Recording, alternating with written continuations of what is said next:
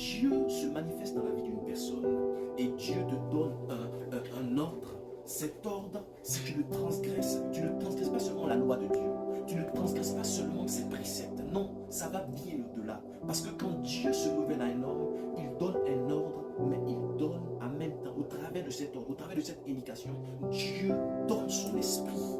Raison pour laquelle la faute la plus grave que l'humanité ait commise, c'est de désobéir à l'ordre divin. Adam n'a pas seulement désobéi, mais Adam, en marchant avec Ève, en étant séduit par Ève et en péchant contre Dieu, Adam a perdu l'esprit. Parce que l'ordre divin, c'est l'esprit que Dieu donne. Quand Dieu veut marcher avec une personne, Dieu lui donne un ordre, Dieu lui donne un précepte, Dieu lui donne une parole. Et c'est cette parole-là, ce n'est pas juste une parole.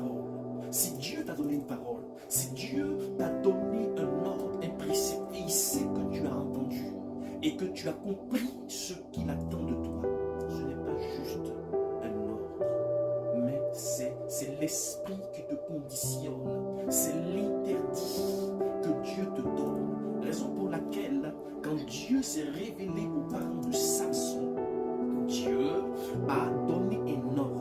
Cet enfant qui viendra, et il ne doit pas passer sur lui, ses cheveux ne doivent pas être coupés.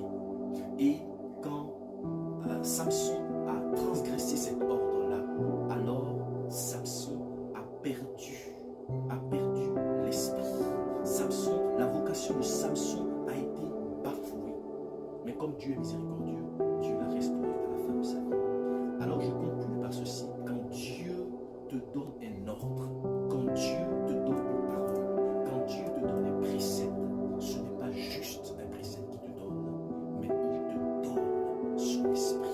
Il te donne les moyens de pouvoir accomplir ce pourquoi il t'a envoyé sur terre. Que Dieu nous bénisse. Accrochons-nous au Seigneur, accroche-toi à Dieu.